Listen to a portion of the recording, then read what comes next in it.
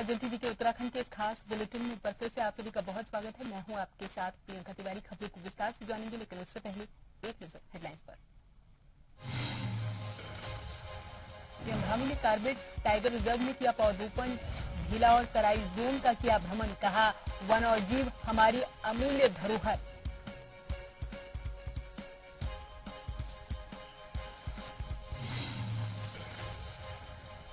उत्तराखंड में टूरिज्म और eco tourism को बढ़ावा दे रही सरकार, पर्यटन सलाहकार समिति के उपाध्यक्ष ने ली अधिकारियों की बैठक। टूल प्लाजा के पास गंदगी देखकर जताई नाराजगी।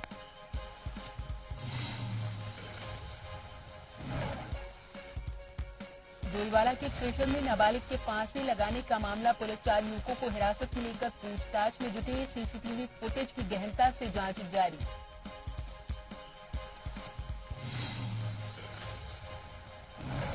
मसूरी से दिल दहलाने वाला हादसा, गज्जी बैंड के पास स्कूटी अनियंत्रित होकर टकराई, खाई में गिरी युवती, रेस्क्यू ऑपरेशन चलाकर निकाला बाहर।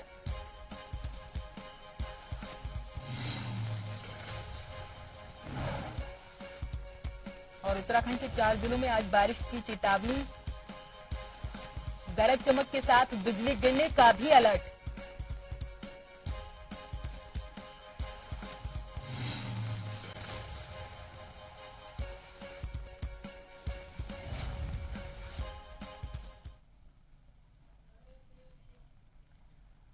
मुख्यमंत्री पुष्कर सिंह धामी रविवार को कार्बेट टाइगर रिजर्व पहुंचे, जहां उन्होंने फलदार पौधों का रोपण किया है। इससे पहले उन्होंने भीला और तराई पश्चिमी वन प्रभाग के पाटू जोन का भ्रमण भी किया। इस दौरान उन्होंने कहा कि वन और वन्यजीव हमारी अमूल्य धरोहर है, इन्हें संरक्षित करना हमारा कर्तव्य।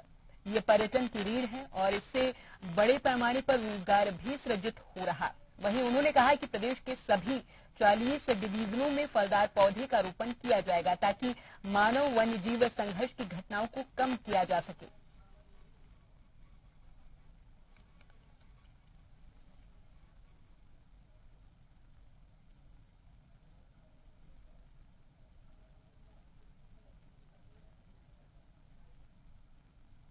ये जो हमारा कार्बेट रिजर्व है, ये अपने आप में विख्यात स्थान है और बड़ी संख्या में यहाँ वाइल्ड लाइफ है और इनका संरक्षण भी होना चाहिए, संवर्धन भी होना चाहिए, क्योंकि इसके कारण से हमारे राज्य में बहुत बड़ा पर्यटन आता है, बहुत बड़ा रोजगार चलता है।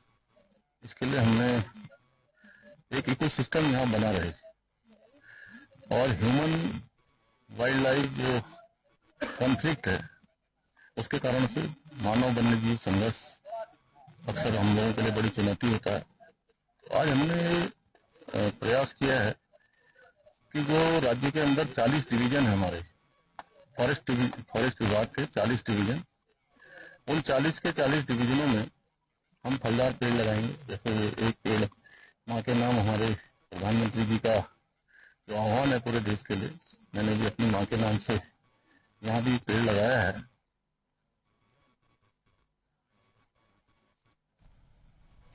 देहरादून के सांस्कृतिक प्रेक्षागृह में संस्कृत साहित्य और कला परिषद ने श्यामा प्रसाद मुखर्जी के जन्मदिन पर संगोष्ठी और हरेला के महापर्व पर एक पेड़ मां के नाम आयोजन किया है। इस अवसर पर बीजेपी के कई वरिष्ठ नेता और उत्तराखंड के कई गणमान्य लोग मौजूद रहे। इस अवसर पर संस्कृत साहित्य और कला परिषद के उपाध्यक्ष मधु भट्ट ने गणमान्य लोगों को शॉल ओढ़ाकर और गुलदस्ता देकर स्वागत किया है। इस अवसर पर मधु भट्ट ने कहा कि श्यामा प्रसाद मुखर्जी के जन्म दिवस पर फलदार पौधों का वितरण किया जाएगा। साथ ही संस्कृति विभाग के द्वारा हर वर्ष की भांति इस वर्ष भी हरेला पर्व के अवसर पर वृक्षारोपण का कार्यक्रम चलाया जाएगा।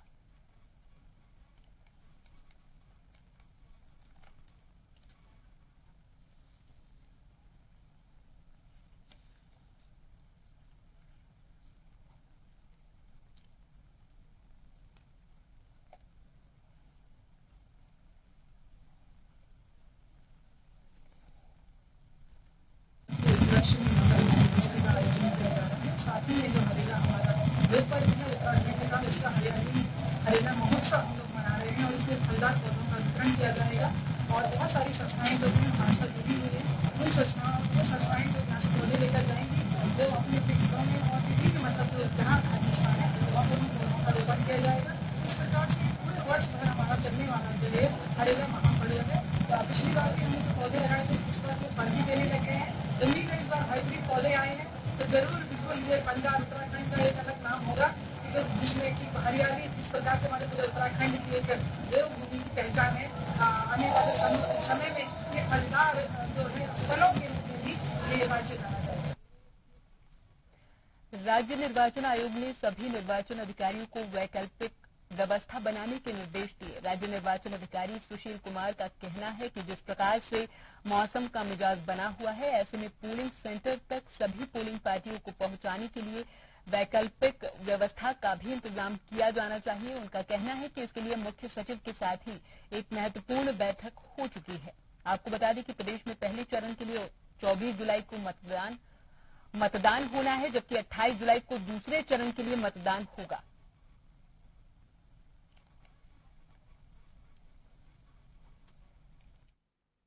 सभी जो तैयारियां हैं वर्षा काल को देखते हुए और जो चारधाम यात्रा और कांवड़ यात्रा आदि की जो व्यवस्थाएं हैं, चाहे वो सुरक्षा की व्यवस्था हो, चाहे वो आपदा के दृष्टिगत व्यवस्थाएं हों या अन्य प्रशासनिक व्यवस्थाएं हों, वो पहले हमने राज्य स्तर पर उच्च स्तर पर एक बैठक करके मुख्य सचिव के साथ सभी सारी चीजें निर्धारित की हैं और इसमें राज्य सरकार से हमने लिखा भी है कि आपदा के दृष्टिगत और सुरक्षा के दृष्टिगत जो भी आवश्यक संसाधन जिला निर्वाचन अधिकारियों का आवश्यकता है उनको उपलब्ध कराएंगे। सभी जिला निर्वाचन अधिकारियों को हमने ये भी अनुरोध किया है, निर्देश दिए हैं कि वे एक आकस्मिक आपदा योजना भी निर्वाचन के दृष्टिगत बनाकर रखें।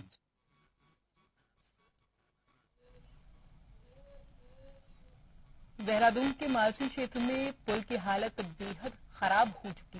करीब 70 साल पुराना ये पुल अब जर्जर अवस्था में पहुंच चुका है जिससे लोगों की सुरक्षा को खतरा बना हुआ है।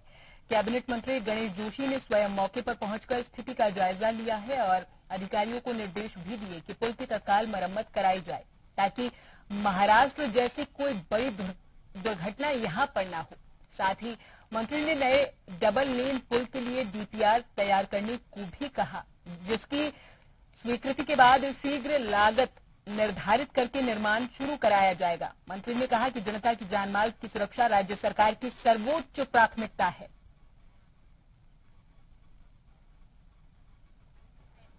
मालसी जू के जो पुल है उस 70 साल पुराना एक पुल है और उसकी स्थिति काफी खराब हो चुकी है।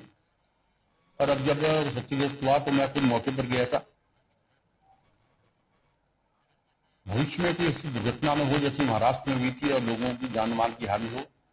और साथ ही मुस्लिम लोग अब तो जाए, मैंने अधिकारियों को निश्चित किया है जहां इसकी आप रिपेयरिंग करें वहीं एक डीपीआर नई पुल की जो कि डबल लेन हो और शीघ्र ही उसको शुरू कराकर वहां पर एक नया पुल बनाया जाएगा जिससे आने जाने वाले जनता को और टूरिस्ट को जो है कोई दिक्कत ना हो। कांग्रेस नेता सूर्यकांत धस्माना ने प्रदेश में खनन को लेकर भाजपा सरकार पर गंभीर आरोप लगाए। उन्होंने कहा कि पूरे उत्तराखंड में खनन माफिया राज है और सरकार की शहर पर हर महीने करोड़ों रुपए की अवैध वसूली हो रही। पहले जो रेत बजरी 1 रुपए में मिलती थी उसकी कीमत अब 3 गुना हो गई है। गांव में लोग हर जगह घर बनाने के लिए जो रेत और बजरी लाते थे अब उनसे भी पूछताछ जारी है। ये सीधी लूट है।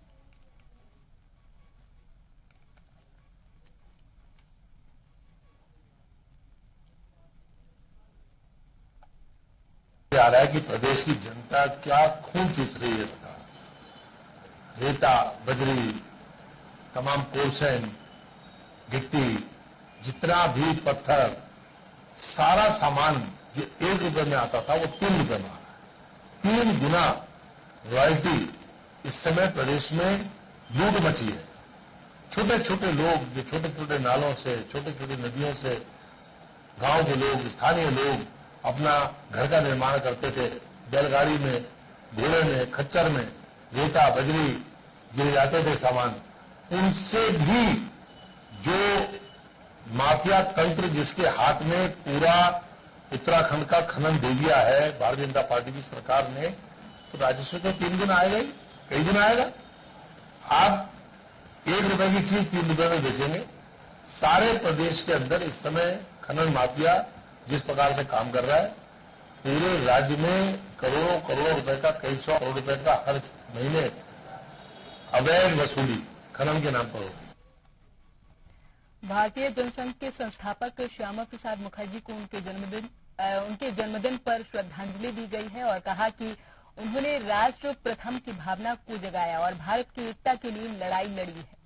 वहीं देहरादून स्थित प्रदेश भाजपा कार्यालय में डॉक्टर श्यामा प्रसाद मुखर्जी की जयंती मनाई गई।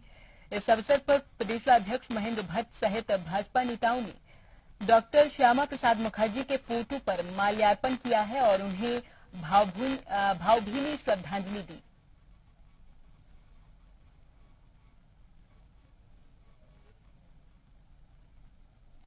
भारतीय जनता पार्टी के प्रेरणा स्रोत डॉक्टर मुखर्जी जी की आज जन्म जयंती है। देश की एकता अखंडता के लिए उनके बलिदान को देश कभी भूल नहीं सकता है। आने वाली पीढ़ी में उनके विचारों को हम प्रत्येक युवा पीढ़ी तक पहुंचाने में कामयाब हो, सफल हो, इस भाव के साथ भारतीय जनता पार्टी हर वर्ष उनकी जयंती कार्यक्रम हो या 21 जून को उनका जो महान निर्वाण दिवस है उसको मनाने का विषय हो, अब इसको मनाते हैं। हम जानते हैं कि आज भारतीय जनता पार्टी कार्यकर्ता को मातृभूमि की रक्षा के लिए, मातृभूमि के श्रद्धा के भाव के साथ खड़ा है। उसमें डॉक्टर साहब का बहुत बड़ा योगदान है। मैं अपनी ओर से डॉक्टर श्यामा मुखर्जी के आज जन्म दिवस पर उनको अपनी ओर से श्रद्धांजलि पुष्पांजलि अर्पित करता हूँ। और यहाँ पर वक्त है एक छोटी सी ब्रेक का, फौरन हाजिर होंगे कुछ और खबरों के साथ।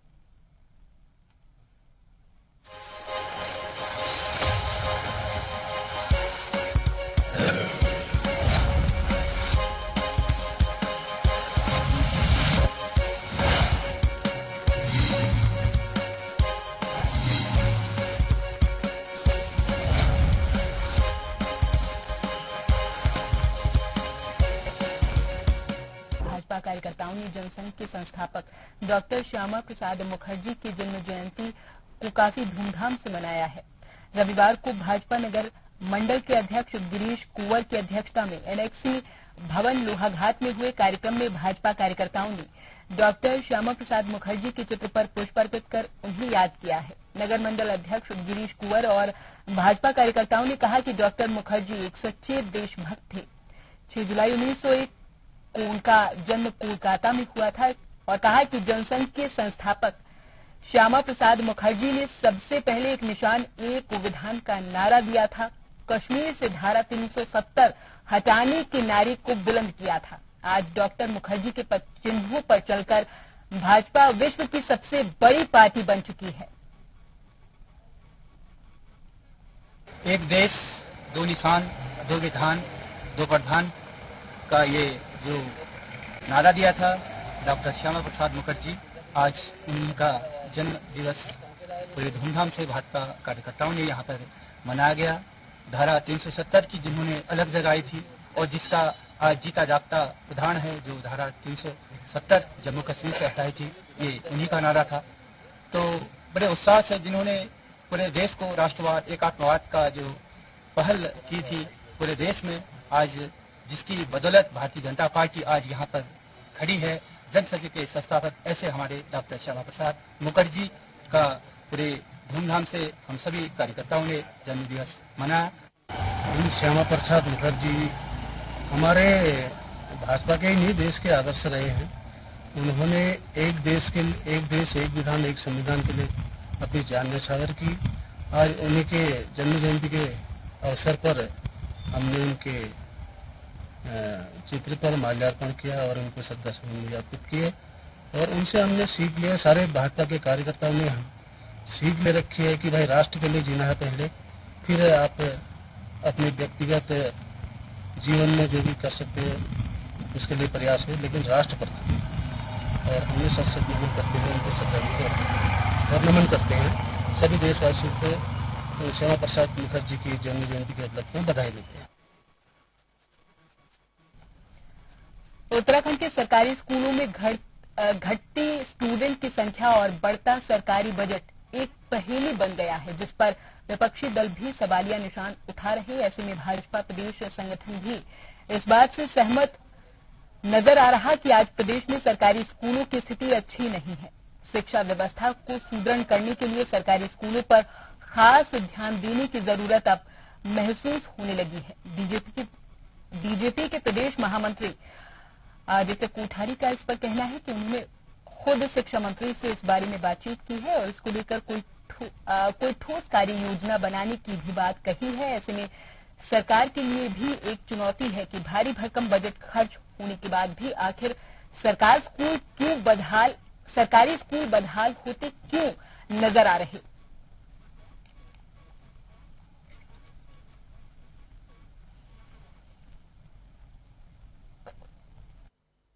निश्चित रूप से ये बात तो सत्य है कि सरकारी विद्यालयों में पढ़ाने की जो मनोवृत्ति है वो घटी है और हमारा जो अभिभावक है वो ये चाहता है कि मेरा बच्चा पब्लिक स्कूलों में पढ़े और पब्लिक स्कूलों में एडमिशन की बहुत मारामारी है। बहुत सारे पब्लिक स्कूल ऐसे हैं जहाँ की एडमिशन के लिए बहुत ऊंची ऊंची सिफारिश लगाने के बाद भी एडमिशन नहीं हो पाते। यह सुविधाओं के साथ साथ में एक मनोवृत्ति भी है, क्योंकि प्रत्येक माँ बाप ये चाहते हैं कि उसका बच्चा बेहतर से बेहतर शिक्षा प्राप्त कर सके, ऊंचे ऊंचे विद्यालयों में पढ़े और वो पब्लिक स्कूलों को बड़ा विद्यालय, अच्छा विद्यालय मानने की जो मानसिकता हमारे लोगों में बनी है, यह भी इसका कारण है।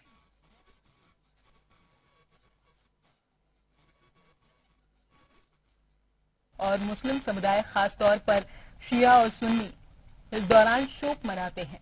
हालांकि शोक और गम का माहौल शिया समुदाय और अधिक गहराई से महसूस करता है। इस बार मुहर्रम के अवसर पर शिया समुदाय के बीच ईरान के सर्वोच्च नेता अयातुल्लाह अली खामेनी को लेकर खासा उत्साह देखा जा रहा। शिया समुदाय के लोगों का कहना है कि अयातुल्लाह खामेनी हमारे मजहब के बड़े रहनुमा है और उनकी प्रतिष्ठा भारत के शिया धर्मगुरुओं से भी ऊपर मानी जाती है। यही कारण है कि आज उनकी तस्वीरें हर शिया बस्ती, इमामबाड़े और ताजिए में नजर आ रही। लोग उन्हें आदर्श मानते हैं और उनके बताए रास्ते पर चलने की बात करते हैं।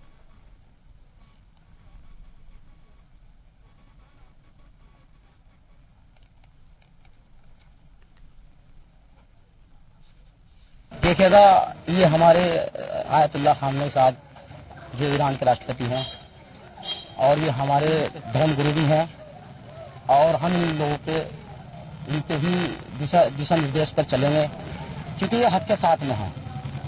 मैं आलम इंसानियत के सबसे बड़े रहनुमा आज के वर्तमान समय में हमारे आयतुल्लाह खामेनी साहब हैं और इनका जो हमने तस्वीर लगाई हुई है, ये हमारे धर्म को प्रचार करने के लिए और हमारा संविधान भी चीज को आज्ञा करता है कि आप अपने धर्म का प्रचार कर सकते हैं।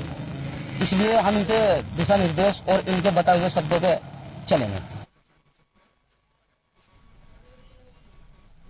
बरसात के मौसम में डेंगू, मलेरिया और अन्य मच्छर जनित बीमारियों से बचाव को लेकर ओएनजीसी ने देहरादून नगर निगम को 3 फॉगिंग मशीनें सौंपी हैं।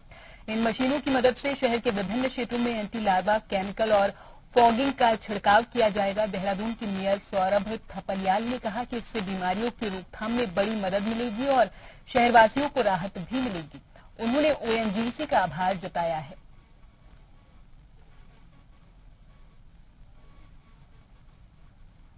तीन लोडर्स हैं ओएनजीसी ने निगम को दिए हैं। इन लोडर्स के माध्यम से हम जो है अपनी फॉस्फेट और जो अपनी एंटी लार्वा जो हमारे केमिकल्स हैं उसका भी छिड़काव हम जगह जगह पे कर सकते हैं ताकि बीमारियों से बचाव हो सके। और साथ ही साथ ये हमारे क्योंकि कई जगह काम आ सकते हैं, उनका साइज जो है वो छोटा है, तो ये हमारी गलियों में जाके और आगे भी अन्य कई प्रकार से निगम के कार्य आ सकते हैं। उत्तराखंड के मसूरी से एक दिल दहलाने वाला एक हादसा सामने आया। दरअसल देहरादून मसूरी रोड पर गज्जी बैंड के पास से शनिवार को एक स्कूटी अनियंत्रित होकर पैराफिट से टकरा गई थी। टक्कर इतनी जोरदार थी कि स्कूटी के पीछे बैठी युवती अनियंत्रित होकर करीब 200 फीट गहरी खाई में गिर गई। युवती के खाई में गिरते ही हंगामा मच गया। आनन फानन में रेस्क्यू ऑपरेशन शुरू किया गया। खाई से गंभीर रूप से घायल युवती को बाहर निकालकर अस्पताल पहुंचाया गया, लेकिन डॉक्टरों ने वहां उसे मृत घोषित कर दिया था। घटना में मृतक युवती की पहचान प्रिया निवासी कोटगांव मोरी उत्तरकाशी के रूप में हुई है। वहीं स्कूटी चला रहा युवक हड़बाड़ी गांव मोरी का रहने वाला है। दोनों किसी निजी कार्य से देहरादून जा रहे थे।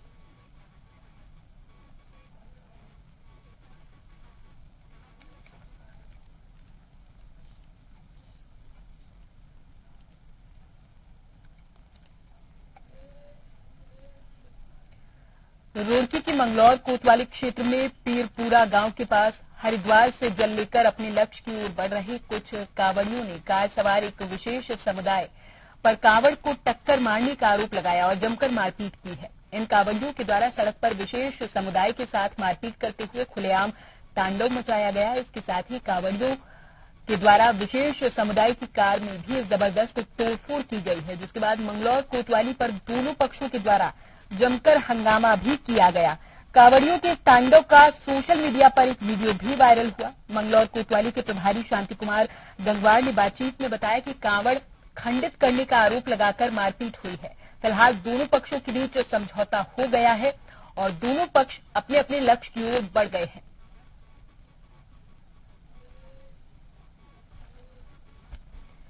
डोईवाला क्षेत्र सुशवा नदी के पास कुड़कावाला में स्थित एक क्रेशर में एक नाबालिग के फांसी लगाने की सूचना पर थाना डोईवाला से पुलिस बल तत्काल मौके पर पहुंच गई थी, जहां जानकारी करने पर पता चला है कि वहां काम करने वाले 4 लड़कों के द्वारा कूड़ा बीनने वाली 2 लड़कियों को प्लॉट से छोटा मोटा लोहा उठाते रोक दिया गया था, जिसमें एक लड़की भाग गई थी और एक को उन्होंने रोक लिया था और उसे कमरे में बिठा दिया था। साथ ही उनके द्वारा पुलिस को भी कॉल किया गया। पुलिस के मौके पर पहुंचने से पहले ही लड़की के द्वारा एक कमरे में फांसी लगा दी गई और वहां मौजूद लड़कों के द्वारा कमरे का दरवाजा तोड़ा गया। घटनास्थल पर सीसीटीवी कैमरे लगे हुए थे, जिससे कुछ फुटेज मिली है, जिसकी गहनता से जांच जारी है। शव को पोस्टमार्टम के लिए भेजा गया है।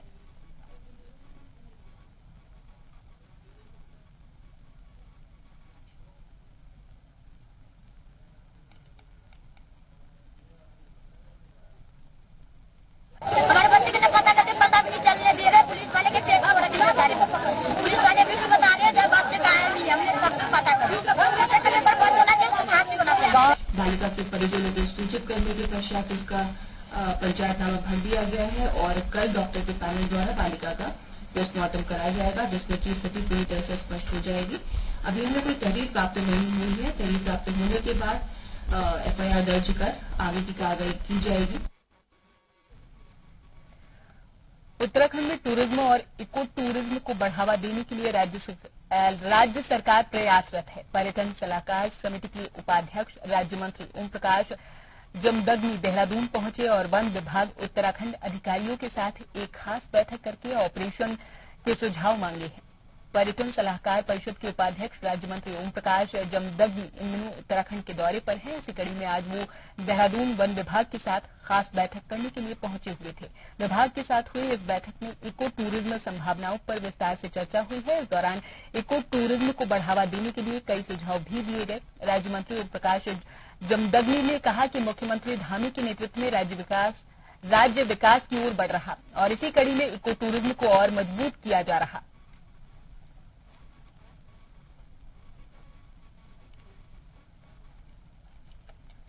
मैंने भी इनको अपने सुझाव दिए और मैंने इनसे कहा है कि आपको जो भी समस्या है आप उसको 1 सप्ताह के अंदर मुझे लिख के दीजिए और मैं उसको माननीय वन मंत्री जी के माध्यम से, माननीय प्रमुख सचिव के माध्यम से, माननीय हमारे यशस्वी मुख्यमंत्री श्री पुष्कर सिंह धामी के समक्ष लेके जाऊंगा और इन समस्याओं का निदान करवाऊंगा। और इसी के साथ इस बुलेटिन में फिलहाल के लिए मेरे साथ बस इतना ही। आप देखते रहें जन टीवी। नमस्कार।